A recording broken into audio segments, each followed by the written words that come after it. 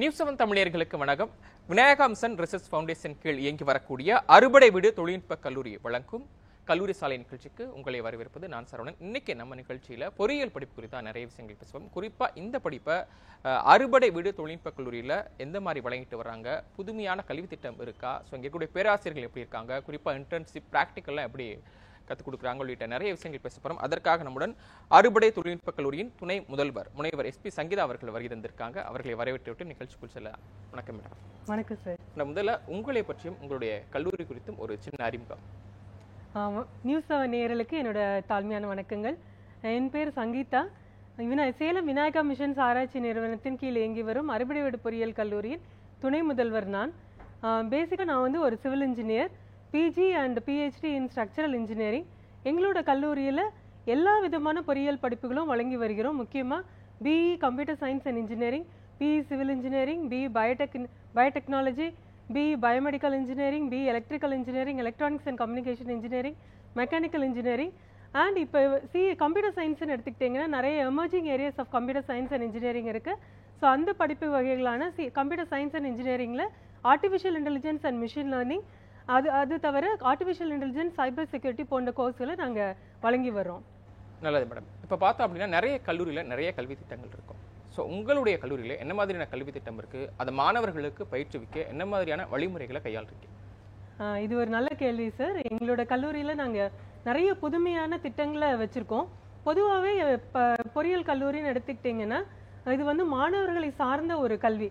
முன்னாடி காலத்தில் குருகுல காலத்திலிருந்தே கல்வி முறை எப்படி இருந்துச்சுன்னா ஒரு ஆசிரியர் சார்ந்த கல்வி முறையாக இருந்துச்சு. ஆனால் இன்னைக்குள்ள 21st செஞ்சுரி ஸ்டூடெண்ட்ஸை வந்து எதிர்கொள்ளணும்னா நம்ம வந்து ஒரு மாணவர் சார்ந்த கல்வி திட்டத்தை அவங்களுக்கு எல்லாமே வந்து வழங்கணும்.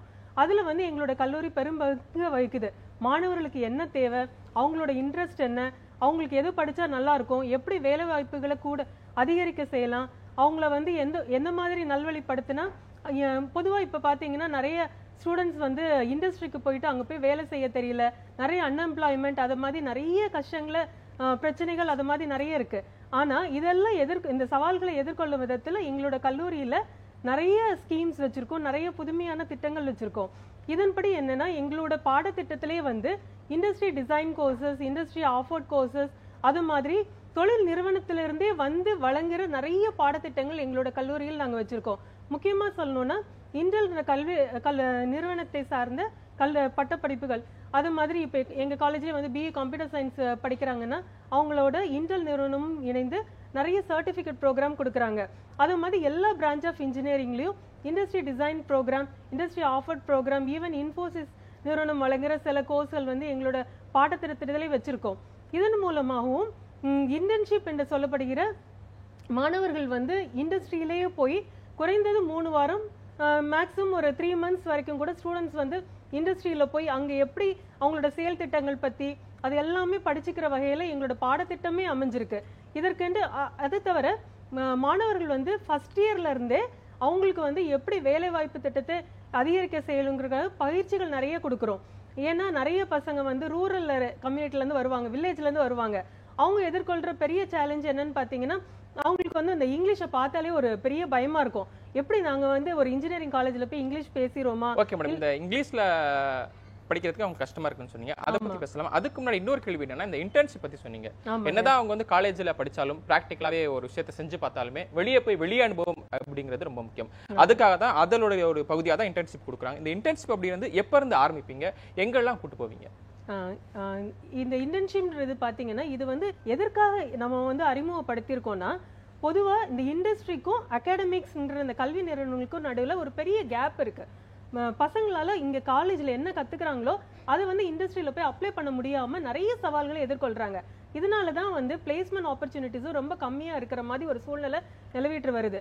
ஸோ இதை வந்து இந்த கேப்பை நம்ம ஃபில் பண்ணணும்னா நம்ம வந்து பசங்களை எப்படி வந்து ஒரு மெடிக்கல் காலேஜில் ஒரு 6 மாதம் போய் ஹவுஸ் சர்ஜன் மாதிரி ஒரு ஸ்டூடெண்ட் ஒர்க் பண்ணிட்டு தான் ஒரு மெடிக்கல் ப்ரொஃபஷன் ஆக முடியுமோ, அதே மாதிரி இன்ஜினியரிங் துறையில் ஒரு குறைந்தது 3 வாரத்திலிருந்து 3 மாதமாகவோ இல்லை அதிகமாகவோ ஒரு இண்டஸ்ட்ரியில் போய் அங்கே உள்ள வழிமுறைகளை நல்லா படிச்சுட்டு வர்றதுக்காக எங்களோட பாடத்திட்டத்திலேயே நாங்கள் வந்து அதை வச்சுருக்கோம் இன்டர்ன்ஷிப். அது இல்லைன்னா அது முடித்தா மட்டுமே அவங்களுக்கு வந்து ஒரு BE டிகிரி நாங்கள் வழங்கப்படுகிறது. இதை தவிர ரெகுலராகவே எல்லா செமஸ்டர்லேயும் ஒரு ரெகுலர் ஆக்டிவிட்டியை ஒரு தொழிற்சாலைக்கு கூட்டிட்டு போயிட்டு அங்குள்ள வழிமுறைகளை தெரிஞ்சுக்கிறது. அதை தவிர இண்டஸ்ட்ரியில இருந்து நிறைய இண்டஸ்ட்ரி எக்ஸ்பர்ட்ஸ் எங்க காலேஜுக்கே கூப்பிடுறோம். அவங்க கிட்ட இருந்து பசங்களை வந்து அவங்களோட கான்வர்சேஷன் பண்ண வச்சு அங்க என்ன நடக்குது, நம்ம தியரியை வந்து எப்படி ப்ராக்டிக்கலா ஒரு இண்டஸ்ட்ரியில அப்ளை பண்றாங்க, அதை பத்தி எல்லாமே அவங்களுக்கு வந்து கத்துக் கொடுக்குறோம். இதன் மூலமா ஒரு தொழிற்சாலையில போய் பின்னாடி போய் பசங்க வந்து எந்த சவாலையும் எதிர்கொள்ள வேண்டி இருக்காது. Okay madam. இப்போ இங்கிலீஷ்ல படிக்கிற மாணவர்களுக்கு கஷ்டமா இருக்குன்னு சொன்னீங்க. அவங்களுக்கு கத்துக் கொடுக்கறதுக்கு என்ன மாதிரியான வழிமுறைகளை கையாளுறீங்க, அதை பத்தி சொல்லுங்க மேடம். இங்கிலீஷ்ல வந்து பேசிக்கா பசங்க பாத்தீங்கன்னா இப்ப வந்து புதிய கல்வித்துறை, அதாவது நியூ எஜுகேஷன் பாலிசி படி மாணவர்கள் வந்து அவங்களோட மொழி தாய்மொழியிலுமே கல்வி கற்கலான்ற நிலைமை இருக்கு. ஈவன் இன்ஜினியரிங் கூட தாய்மொழியிலே கத்துக்கலான்றது இருந்தாலுமே பசங்க வந்து இங்கிலீஷ்ல தான் நம்ம நிறைய கோர்சஸ் பண்ணிட்டு இருக்கிறோம். அப்படி இருக்கும்போது முக்கியமா வில்லேஜ்ல இருந்து வர்ற மாணவர்கள் வந்து இங்கிலீஷ்ல ரொம்ப தடுமாறுறாங்க. அதனால வந்த உடனே என்ன பண்றோம், ஒரு பிரிட்ஜ் கோர்ஸ் மாதிரி நடத்துறோம்.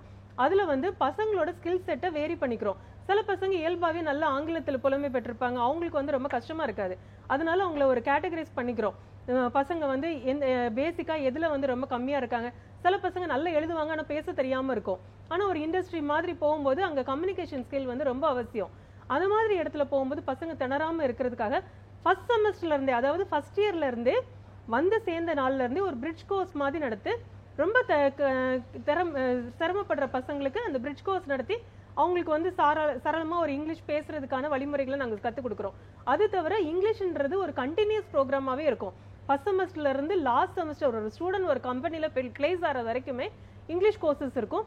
இங்கிலீஷ்னா ஜஸ்ட் பேசுறதுக்கும் எழுதுறதுக்கும் மட்டும் சொல்லி கொடுக்கறது இல்ல. ஒரு இன்டர்வியூ போனா எப்படி பேசணும், எப்படி நடக்கணும், எப்படி ட்ரெஸ் பண்ணிக்கணும், அவங்களோட personality skills and development, soft skills, அது மாதிரி அத்தனை தேவையான யுக்திகளும் பசங்களுக்கு வந்து ரொம்ப நல்லாவே நாங்க சொல்லி கொடுக்கிறோம். இது அவங்க பாடத்திட்டத்திலே வந்துருமா? இது வந்து அவங்களோட பாடத்திட்டத்திலேயே நாங்க வச்சிருக்கோம். இங்கிலீஷ்ன்றது ஒரு லெபார்டரி கோர்ஸ் மாதிரி, அதாவது செயல்முறை விளக்க திட்டம் மாதிரி.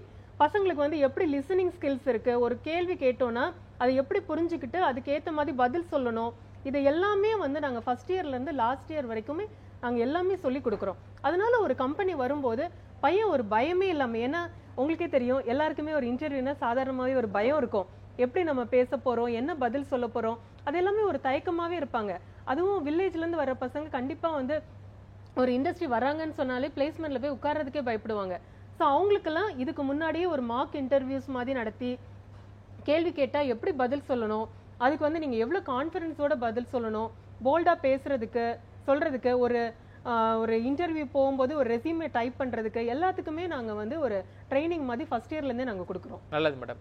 இப்போ எல்லா டிபார்ட்மெண்ட்ல பார்த்தோம் அப்படின்னா கிரியேட்டிவிட்டி ரொம்ப முக்கியமா இருக்கு. அதுல வந்து ரிசர்ச்சுக்கு அதுலயும் கிரியேட்டிவிட்டிங்கிறது ரொம்ப முக்கியமா இருக்கு. உங்களுடைய கல்லூரியில ரிசர்ச்சுக்கு எவ்வளவு முக்கியத்துவம் தரீங்க, அதை மாணவர்கள் எப்படி பயன்படுத்திக்கணும், அதை பத்தி. இன்ஜினியரிங் காலேஜ்னா வெறும் நம்ம சிலபஸை மட்டும் கத்துக் கொடுக்குற ஒரு பயிற்சி சாலைகளை மட்டும் இப்ப இருக்கிறது இல்ல, பசங்களோட ஆர்வத்தையும் பொறுத்தது. இப்ப வந்து இன்ஜினியரிங் வர்ற பசங்க ரொம்ப கிரியேட்டிவா இருக்காங்க, ரொம்ப இனோவேட்டிவா இருக்காங்க. அவங்களுக்கு வந்து நிறைய கத்துக்கிறாங்க, ஆனா அதை வந்து எங்க வந்து அப்ளை பண்றது அது மாதிரி தெரியாம இருக்காங்க. ஸோ அவங்களுக்கெல்லாம் கைட் பண்ற விஷயத்துல எங்களோட காலேஜ்ல பாத்தீங்கன்னா பேசிக் லெபார்டரிஸ், இப்போ இன்ஜினியரிங் கோர்ஸ்ன்னு எடுத்துக்கிட்டோம்னா ஒவ்வொரு இன்ஜினியரிங் ப்ரோக்ராமுக்கு ஒரு சிவில் இன்ஜினியரிங் ப்ரோக்ராம்னா இல்ல வந்து ஒரு எலக்ட்ரிக்கல் இன்ஜினியரிங் ப்ரோக்ராம்னா அவங்களுக்கான லெபார்டரிஸ் இருக்கும். ஆனா எங்களோட கல்லூரியில எப்படின்னா அதையும் தாண்டி பசங்களோட தனி ஆர்வத்தையும் தனித்திறனையும் வளர்க்கறதுக்காக நிறைய ரிசர்ச் லெபார்டரிஸ் இருக்கு. இப்ப நீங்க வந்து எல்லா இடமும் பார்த்தோம்னா இந்த ஆர்டிஃபிஷியல் இன்டெலிஜென்ஸ்ங்கிற ஏஐ டெக்னாலஜிஸ் வந்து எல்லா இடத்துலையுமே ரொம்பவே நிறைய பரவிட்டு வருது. இது வந்து வெறும் கம்ப்யூட்டர் சயின்ஸ் அண்ட் இன்ஜினியரிங் ஸ்டூடெண்ட்ஸ்க்கு மட்டும் இல்ல, எல்லா பிரான்ச் ஆஃப் இன்ஜினியரிங்கும் இந்த ஆர்டிஃபிஷியல் இன்டெலிஜென்ஸோட அப்ளிகேஷன்ஸ் இருக்கு. ஸோ இதற்கான தனியான ரிசர்ச் சென்டர்ஸ், அதுக்கப்புறம் பார்த்தீங்கன்னா nano technology research centre. Nano technology வந்து ஒரு இன்ஜினியரிங் துறை சம்பந்தமாக மட்டும் இல்ல, எந்த துறையில எடுத்துக்கிட்டிங்கன்னா இப்போ நிறைய நம்ம நானோ பார்ட்டிக்கல், நானோ சம்மந்தமான படிப்புகள், மெட்டீரியல்ஸ், நிறைய புது புது கண்டுபிடிப்புகள் அது மாதிரிலாம் நிறைய இருக்கு. அதுக்காகவே நிறைய ரிசர்ச் சென்டர்ஸ் எங்க கல்லூரியில வச்சிருக்காங்க. இதை தவிர நிறைய ஃபண்டிங் ஆப்பர்ச்சுனிட்டிஸ். இப்போ எந்த ஒரு ஆராய்ச்சி பண்ணணும்னாலும் வெறும் ஆர்வமும் அதற்குள்ள திறனும் மட்டும் இருந்தா போறாது, கண்டிப்பா அதற்கு செய்யறதுக்கான தேவையான செலவுகளை சமாளிக்கும் திறமையும் பசங்களுக்கு இருக்கணும். அதுக்காக எங்களுடைய கல்லூரியே வந்து அது மாதிரி ஸ்டூடெண்ட்ஸ்க்கு ஃபண்டிங்கும் கொடுக்குறாங்க. ஸோ டீச்சர்ஸோட சேர்ந்துட்டு ப்ரொஃபஸர்ஸோட சேர்ந்துட்டு இந்த பசங்க எங்களோட கல்லூரியில ஒரு ஸ்கீம் இருக்கு. அது எப்படின்னா யார் யார் ஏதாவது ஒரு ஆராய்ச்சி பண்ணணும்னு சொல்றாங்க அப்படின்னா வந்து அவங்க அதை ப்ரெசென்ட் பண்ணாங்கன்னா அது வந்து நிஜமாவே ரொம்ப நல்ல ஒரு ஆர்வமான ஒரு இன்ட்ரெஸ்டிங்கான ஒரு டாப்பிக்கா இருந்துச்சுன்னா ப்ரொஃபஸர்ஸோட சேர்ந்துட்டு யூனிவர்சிட்டிக்கு அப்ளை பண்ணாங்கன்னா சீட் மணின்ற ஒரு ஸ்கீம்ல மணி கொடுக்குறாங்க, பணம் கொடுத்துட்றாங்க. அந்த பணத்தை வச்சுட்டு அவங்க வந்து என்னென்ன புதுமையான கண்டுபிடிப்புகள் அது எல்லாமே வந்து பசங்க வந்து ஓகே மேடம், தொடர்ந்து பேசலாம். ஒரு காலர் இருக்காங்க மேடம். கண்டிப்பா. சுப்பிரமணியன் நாமக்கல்ல இருந்து. சுப்பிரமணியன், உங்க சந்தேகங்களை மேம்கிட்ட கேட்கலாம். நான் கேக்குறேங்க மேடம்.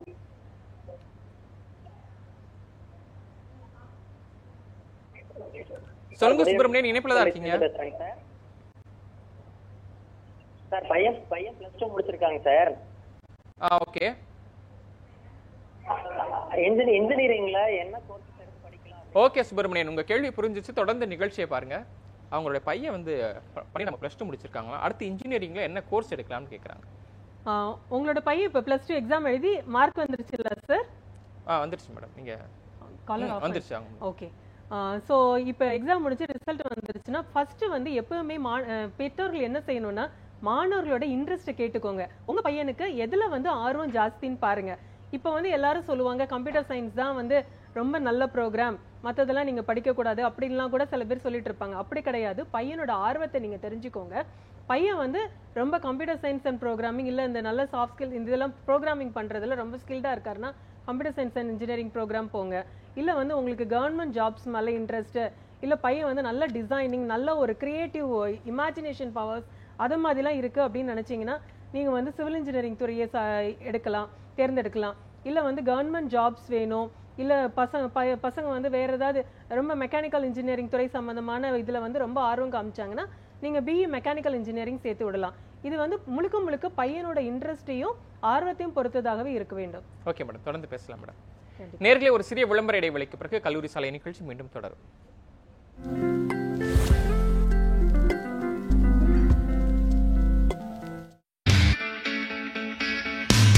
உங்கள் நியூஸ் 7 தமிழின் புதிய பரிணாமம். டிஜிட்டல் யுகத்தில் சமூக வலைதளங்களில் முன்னணி ஊடகமாக முத்திரை பதித்துக் கொண்டிருக்கும் உங்கள் news 7 Tamil YouTube, Facebook, Instagram, ShareChat, X போன்ற தளங்களை தொடர்ந்து தனித்துவத்துடன் செய்திகளை விரைவாக வழங்க வாட்ஸ்அப் சேனலாக உங்கள் உள்ளங்கையில் உண்மை செய்திகளை உடனுக்குடன் பெற வாட்ஸ்அப்பில் பின்தொடருங்கள். நாளுக்கு நாள் தீவிரமடையும் செய்தி என்ன? திமுகவை பொறுத்த வரைக்கும் அரசுங்கிற பொறுப்புல இருக்கிற போது அவங்க வந்து ஆதிவாசி ஒருத்தரை வந்து சீஃப் மினிஸ்டர் ஆக்கிட்டாங்க. கருத்தை சொல்வதற்கு உரிமை இருக்கிறது. எந்த கட்சியை வேணாலும் விமர்சிக்கலாம். பேசியது தவறில்லை, உள்நோக்கத்தோடு விமர்சிக்கிறார்கள் சொல்ல வரீங்க. இந்த ஆக்ஷன்ஸ் எல்லாம் நேத்துக்கு அப்புறம் அரசு ஏன் எடுத்திருக்காங்க? 2019 தேர்தலில் இருந்த கட்சிகள்லாம் இன்னைக்கு என்டிஏவில் இல்ல. நம்பிக்கை உருவாக்கணுங்கிறதா எல்லாருடைய கேள்வி நேரம் தினமும் இரவு 7 மணிக்கு. நேயர்களின் கனிவான கவனத்திற்கு ஒரு நாளின் உதயம் முதல் அஸ்தமனம் வரை அனைத்து நிகழ்வுகளையும் குறுஞ்செய்திகளாக, வீட்டு வாசல் முதல் விண்மின் மண்டலம் வரை அலசும் அரிய செய்திகள், 24 மணி நேரத்தின் முக்கிய உலக நிகழ்வுகள் அனைத்தும் 100 செய்திகளாக 30 நிமிடத்தில், விளம்பர இடைவெளியின்றி விறுவிறுப்பான விரைவு செய்திகள். நான் ஸ்டாப் 100 தினமும் காலை 8 மணிக்கு. உள்ளூர் கோயில்கள் முதல் உலக பிரசித்தி பெற்ற கோயில். நேர்களே, விநாயகா மிஷன் ரிசர்ச் ஃபவுண்டேஷன் கீழ் இயங்கி வரக்கூடிய அறுபடை வீடு தொழில்நுட்ப கல்லூரி வழங்கும் கல்லூரி சாலை நிகழ்ச்சி மீண்டும் தொடர்கிறது. நம்ம விளம்பர இடைவெளிக்கு முன்னாடி வந்து இந்த ரிசர்ச் பற்றி பேசிட்டு இருந்தோம். உங்களுடைய கல்லூரியில் இந்த ரிசர்ச் ஸ்டூடெண்ட்காகவே தனிப்பட்ட முறையில் பிரத்யேகமாகவே ஃபண்டு கொடுக்குறதா சொன்னீங்க. இந்த மாணவர்களுக்கு எதன் அடிப்படையில் கொடுக்குறீங்க, அவங்களுக்கான தகுதி என்ன? எல்லா மாணவர்களும் இன்ஜினியரிங் படிப்புன்னு எடுத்துக்கிட்டிங்கன்னா கண்டிப்பாக வந்து ஃபைனல் செமஸ்டரில் ப்ராஜெக்ட் செய்யணுன்றது எல்லா இன்ஜினியரிங் காலேஜும் உள்ள ஒரு நடைமுறை பழக்கம். ஆனால் எங்களோட கல்லூரியில் எடுத்துக்கிட்டிங்கன்னா ஃபர்ஸ்ட் இயர்ல இருந்தே ஃபைனல் இயர் வரைக்கும் பையன் நிஜமாவே ஒரு ரிசர்ச்சில் ரொம்ப இன்ட்ரெஸ்டட் அப்படின்னு எங்களுக்கு தோணுச்சுன்னா அவங்க வந்து அவங்களோட ரிசர்ச் ஐடியாஸை வந்து எங்ககிட்ட ப்ரெசென்ட் பண்ணணும். ஒரு டீச்சர்ஸ் கமிட்டி மாதிரி with principal and research director அது மாதிரி ஒரு கமிட்டி இருக்கும். பசங்க வந்து எதில் ரிசர்ச் பண்ண போகிறாங்க, அதுவும் பார்த்தீங்கன்னா ரிசர்ச்னா ஏதோ புதுசாக ஒரு கண்டுபிடிப்போடு வர்றான் ஒரு ஸ்டூடெண்ட்டை, இல்லை ஏதோ ஒரு புதுசாக ஒன்று சொல்ல போகிறாங்க, இல்லை ஆர்வமாக ஏதோ ஒரு புதுசாக ஒரு தொழில் சார்ந்த ஏதோ ஒரு ரிசர்ச் சொல்ல வராங்க அப்படின்னா அதை ப்ரெசென்ட் பண்ண சொல்லிட்டு அது வந்து நிஜமாவே சாத்தியப்படுத்துக்கான கூறுகள் இருந்துச்சுன்னா அதற்கு வந்து 10,000 ரூபாயிலிருந்து 2 லட்சத்துலேருந்து 5 லட்சம் வரைக்கும் ஃபண்டிங் கொடுக்குறாங்க எங்களோட யூனிவர்சிட்டியில். இது வந்து எங்களோட ப்ரொஃபஸர்ஸ் மூலமாக ப்ரொஃபஸர்ஸோட வழிகாட்டுதல் பேரில் எங்களோட ஸ்டூடெண்ட்ஸ் வந்து அந்த ஃபண்டிங் வந்து வாங்கிக்கலாம், இது எப்போ வரைக்கும் வாங்கிக்கலாம். கொடுப்பாங்க? இது வந்து அவனோட ஃபைனல் இயர் முடிச்சிட்டு போற வரைக்கும் he is eligible to receive the fund. Okay madam, அதை எப்படி அவங்க பெற்றுக்கொள்வாங்க? இது வந்து நேரடியா வந்து ஸ்டூடெண்டோட அக்கௌண்ட்டுக்கு போகாது. இது வந்து ப்ரொஃபசர்ஸ் அவனுக்குன்னு ஒரு கைடு ஃபிக்ஸ் பண்ணியிருப்பாங்க. அந்த கைடுக்கும் யூனிவர்சிட்டி வந்து அதை மாதிரி ஸ்பெண்ட் பண்ணுவாங்க. ஸோ அந்த கைடோட வழிகாட்டுதல் படி ஸ்டூடெண்ட் வந்து எனி ரிசர்ச் அவங்க கேரி அவுட் பண்ணலாம். Okay madam. ஸோ இது மூலமா எங்களோட கல்லூரியில நிறைய ஸ்டூடெண்ட்ஸ் வந்து புதுசா நிறைய ப்ராடக்ட்ஸ் கண்டுபிடிச்சிருக்காங்க, பேட்டன்ஸ் ஃபைல் பண்ணியிருக்காங்க. இதெல்லாம் நார்மலா பாத்தீங்கன்னா ஒரு ஸ்டூடெண்ட் கெரியர்ல வந்து பேட்டன் ஃபைல் பண்றதுல ரொம்ப சாதாரண விஷயம் கிடையாது. ப்ரொஃபசர்ஸ் அண்ட் ரிசர்ச் சயின்டிஸ்ட் அது மாதிரி ஆளுங்க தான் பேட்டன்ஸ் ஃபைல் பண்ண முடியும். இது வந்து ஸ்டூடெண்ட்ஸ் லெவல்ல இருந்தே நாங்க வந்து என்கரேஜ் பண்ணிட்டு வரோம். ஓகே மேடம், இது வந்து ஸ்டூடெண்ட்ஸ்க்கு வந்து எவ்வளவு யூஸ்ஃபுல்லா இருக்கும், அது அவங்க வாழ்க்கைக்கு எவ்வளவு பயனுள்ளதா இருக்கும்? ஸ்டூடெண்ட்ஸ்க்கு வந்து இது ரொம்பவே யூஸ்ஃபுல்லா இருக்கும். ஏன்னா ஒரு ஸ்டூடெண்ட் வந்து ஏதோ ஒரு புதுசா கண்டுபிடிக்கணும் அப்படின்னு வரும்போது நாங்க இந்த ஃபண்டிங்கும் கொடுத்து அவனை வந்து ஒரு தெளிவான முறையில என்கரேஜ் பண்றதுனால இதை பார்த்து மற்ற பசங்களும் ஊக்குவிக்கப்படுகிறாங்க. அதுவும் ஃபைனல் இயர்ல பிளேஸ்மெண்ட் அது மாதிரி போகும்போது இண்டஸ்ட்ரியில இருந்து வர்றவங்க முக்கியமா இது மாதிரி ரிசர்ச் ஓரியன்டா நிறைய புது கண்டுபிடிப்புகள் அது மாதிரி வர்ற பசங்களுக்கு இம்பார்ட்டன்ஸ் நிறைய கொடுக்குறாங்க. அது தவிர இந்த ரிசர்ச்சோட ஃபைண்டிங்ஸ் எல்லாம் எங்க ஸ்டூடெண்ட்ஸ் வந்து கான்ஃபரன்ஸ்ல போய் பேப்பரா ப்ரெசென்ட் பண்றாங்க, நிறைய ஜேர்னல் பப்ளிகேஷன்ஸ் பண்றாங்க. பெரும்பாலும் அண்டர் கிராஜுவேட் ஸ்டூடெண்ட்ஸ் வந்து ஜேர்னல் பப்ளிகேஷன் போறதெல்லாம் வந்து ரொம்ப குறைவா தான் இருக்கும் மற்ற கல்லூரிகள்ல நீங்க பாத்தீங்கன்னா. இது வந்து நாங்க ஜேர்னல் பப்ளிகேஷன் பண்றதுக்கு எங்களோட பாடத்திட்டத்திலேயே அது ஒரு கட்டாயமாக்கப்பட்டுள்ளது. ஓகே மேடம், தொடர்ந்து பேசலாம். ஒரு காலர் இருக்காங்க மேடம். கண்டிப்பா. கருப்பசாமி கோபிச்செட்டிப்பாளையத்திலிருந்து. கருப்பசாமி, உங்க சந்தேகங்களை நீங்க மேடம்கிட்ட கேட்கலாம். கருப்பசாமி இணைப்புல தான் இருக்கீங்க. வணக்கம், உங்க சந்தேகங்களை மேம்கிட்ட கேட்கலாம். வணக்கங்க. வணக்கம், சொல்லுங்க. கருப்பசாமி, டிவியை பார்க்காம பேச முடியுமா? இன்ஜினியரிங் முடிச்சிருக்காங்க, இப்போ வந்து ஐடி கம்பெனி போறேன்ட்டு இருக்காங்க. அப்படிங்களா? ஓகே கருப்பசாமி, நிகழ்ச்சியை பாருங்க, தொடர்ந்து பேசலாம். உங்களுடைய பையன் வந்து இன்ஜினியரிங் முடிச்சிருக்காங்களா ஆட்டோமொபைல்ல, அடுத்து என்ன பண்ணலாம் கேட்குறாங்க. ஆட்டோமொபைல்ல இன்ஜினியரிங் முடிச்சிருக்காருன்னா ஆட்டோமொபைல் துறை சார் நீங்களே இப்போ பார்த்துருப்பீங்க. நம்மளோட நாட்டில் தினம் புதுசாக ஆட்டோமொபைல் துறை சார்ந்த வேலைவாய்ப்புகள் வந்து பெருகிக்கிட்டே இருக்குது. அதுவும் இப்போ முக்கியமாக எலக்ட்ரிக் வெஹிக்கிள்ஸ் அது மாதிரி அந்த எலக்ட்ரிக் வெஹிக்கிள் டெக்னாலஜியில் நிறையவே வாண்டட் இருக்கு. உங்களோட பையன் வந்து அது சம்பந்தமான துறையில் இன்னும் கொஞ்சம் ஸ்கில் டெவலப் பண்ணியிருந்தாருன்னா ஈஸியாக ஆட்டோமொபைல் இன்ஜினியரிங் ஃபீல்டில் ஒரு வேலை வாய்ப்புகள் கிடைக்கிற சான்சஸ் ரொம்ப ஜாஸ்தி. ஓகே, அடுத்து என்ன மாதிரி கோர்ஸ் எடுக்கலாம்னு கேட்குறாங்க. அடுத்து வந்து அவங்க பிஜி இன் ஆட்டோமொபைல் இன்ஜினியரிங் எடுத்துக்கலாம், இல்லைன்னா பிஜி இன் எலக்ட்ரிக் வெஹிக்கிள்ஸ் அது மாதிரி ப்ரோக்ராம்ஸ் வந்து எடுத்து படிக்கலாம். ஓகே மேடம், உங்களுடைய கல்லூரியில் வந்து ஒரு கோர்ஸ் இருக்குதா கேள்விப்பட்டோம். குறிப்பாக வந்து இன்டர் டிசிப்ளினரி மல்டி டிசிப்ளினரி சொல்லதா கேள்விப்பட்டோம். அந்த கோர்ஸை பற்றி விளக்கிறீங்க, அப்புறம் வந்து நேர்களுக்கான அதுக்கான விளக்கம். கண்டிப்பாக.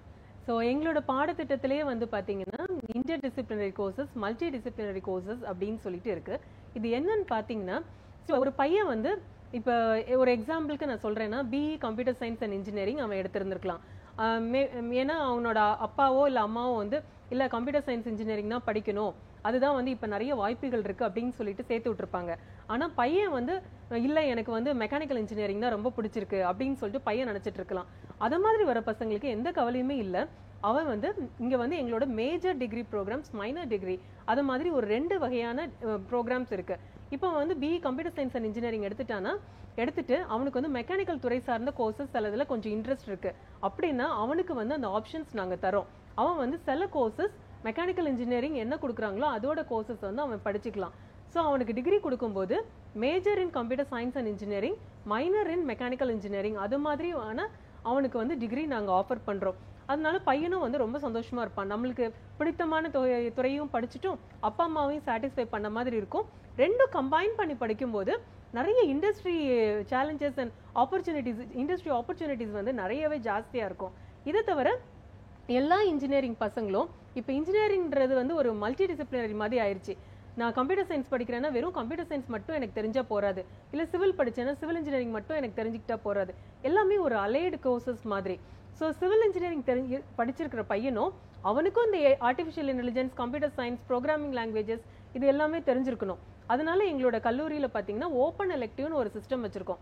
அதன்படி எந்த இன்ஜினியரிங் மாணவனா இருந்தாலும் ஒரு 2-3 கோர்சஸ் வந்து வேற டிபார்ட்மெண்ட் எலக்ட்ரிக்கல் இன்ஜினியரிங் டிபார்ட்மெண்ட் பையனோ இல்லை வேற ஏதாவது கோர்சஸ் எடுத்துக்கிறதையும் இவனுமே எடுத்து படிச்சுக்கலாம். இதுதான் ஒரு புதுமையான திட்டம் எங்களோட பாடத்திட்டத்தில் நாங்கள் வந்து இன்ட்ரோடியூஸ் பண்ணியிருக்கோம். இது தவிர இப்போ ஒரு ஸ்டூடெண்ட் வந்து தொழில் தொடங்கணும்னு ஆர்வத்தோட இருக்கலாம்.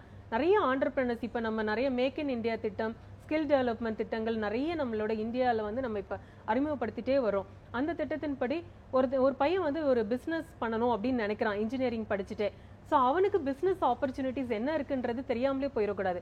அதற்காகவும் கோர்சஸ் வந்து அவனோட பாடத்திட்டத்திலே வச்சிருக்கோம்.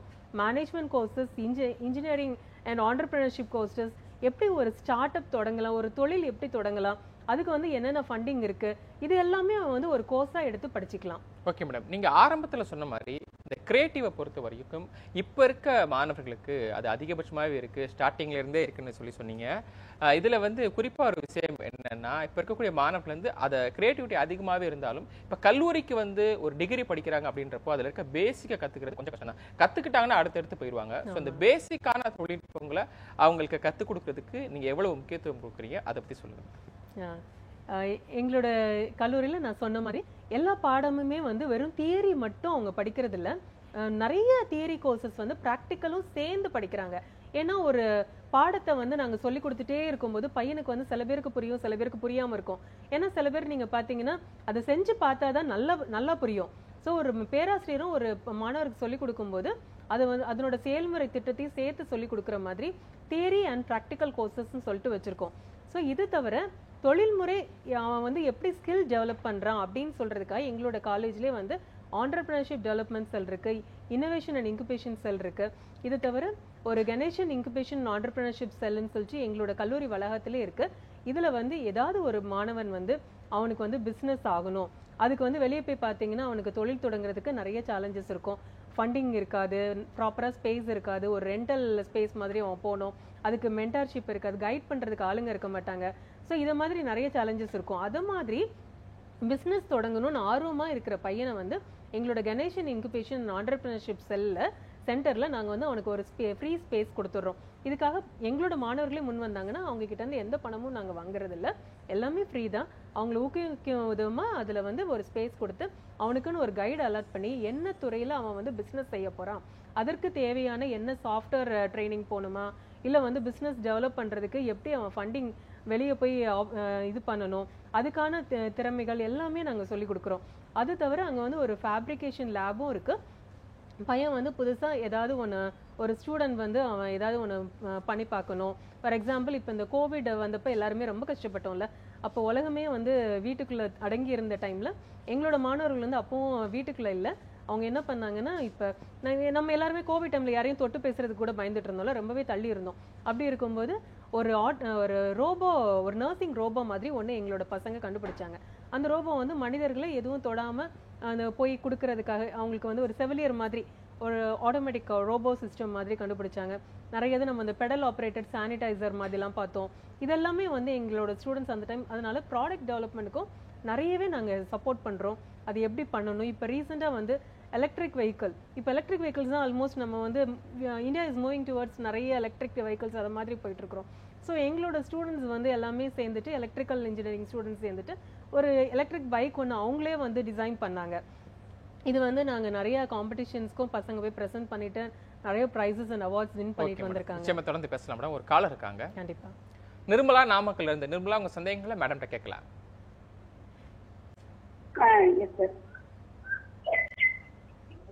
ஹலோ. நிர்மலா பேசலாம். நிர்மலா, தொலைக்காட்சி பக்கம் பேச முடியுமா? Sir madam, CSC sir ECE அல்லது ஏஐடிஎஸ்ல எம்ஸ்டோக் ஃபியூச்சர் நல்லா இருக்கும் அப்படிங்கிற மாதிரி கேட்டேன். +2 முடிச்சிருக்காங்க சார் பையன். ஓகே. அதனால அந்த 3 கோர்சஸ்ல எந்த கோர்ஸ் வந்து ஃபியூச்சர் நல்லா இருக்கும்? ஓகே, அந்த 3 கோர்ஸ் என்ன கோர்ஸ்னு ஒரு வாட்டி ரிப்பீட் பண்ண முடியுமா? CSC, ECE, AIDS. Okay Nirmala, உங்களுக்கான சந்தேகங்களுக்கு மேடம் பதில் சொல்லுவாங்க. சிஎஸ்சி இப்போ முடிச்சிருக்காங்களா? மேடம். இல்ல 12th முடிச்சிருக்காங்களா? ஸோ 12th முடிச்சுட்டு நீங்கள் வந்து ஒரு 3 ப்ரோக்ராம் வந்து உங்களோட பையனுக்கு ரொம்ப பிடிச்சிருக்கு அப்படின்னு சொல்கிறீங்க. Computer science, CC and madam. ஓகேங்க. ஸோ உங்களோட பையனுக்கு வந்து கம்ப்யூட்டர் சயின்ஸில் ரொம்பவே இன்ட்ரெஸ்ட் இருந்துச்சுன்னா நீங்கள் கம்ப்யூட்டர் சயின்ஸ் அண்ட் இன்ஜினியரிங் சேர்த்து விடலாம். அதை தவிர நீங்கள் ஏஎம்எல் மாதிரி கேட்டிருந்தீங்க. முக்கியமாக பார்த்தீங்கன்னா இப்போ வந்து நிறைய engineering degree programs BE computer சயின்ஸ்ன்னு இருக்குது, BE computer science and AML அது மாதிரி ப்ரோக்ராம்ஸ் இருக்குது. இல்ல வெறும் பிஇ ஏ அண்ட் எம்எல் அப்படி அது மாதிரி ப்ரோக்ராம் இருக்கும். இது மாதிரி வரும்போது தான் பேரண்ட்ஸ் வந்து ரொம்பவே கன்ஃபியூஸ் ஆயிடுறாங்க எதை வந்து சேர்க்கறது அப்படின்னு சொல்லிட்டு. எப்பவுமே பாத்தீங்கன்னா பிஇ ஒரு கோர் பிரான்ச்னு எதை சொல்றோம்னா BE computer science and engineering, automobile engineering, electrical engineering அது மாதிரிலாம் நம்ம வந்து கோர் பிரான்ச்சஸ்ன்னு சொல்றோம். So BE computer science and engineering with artificial intelligence and machine learning அப்படி வர்ற ப்ரோக்ராமை நீங்க சூஸ் பண்ணுங்க. அது கண்டிப்பா உங்களுக்கு வந்து ஒரு நல்ல ஃபியூச்சர் ஸ்கோப் இருக்கும். ஓகே மேடம், நிகழ்ச்சியில் பங்கேற்றுக் கொண்டு பொறியியல் படிப்பு குறித்தும் அதே நேரத்தில் உங்களுடைய அறுபடை வீடு தொழில்நுட்ப கல்லூரி குறித்தும் நிறைய விஷயங்கள் பகிர்ந்து கொண்டீங்க. நன்றி மேடம். தேங்க்யூ. நேயர்களே, கல்லூரி சாலை நிகழ்ச்சி இத்துடன் நிறைவு பெறுகிறது. மீண்டும் மற்றொரு நிகழ்ச்சியில் சந்திக்கலாம். நன்றி, வணக்கம்.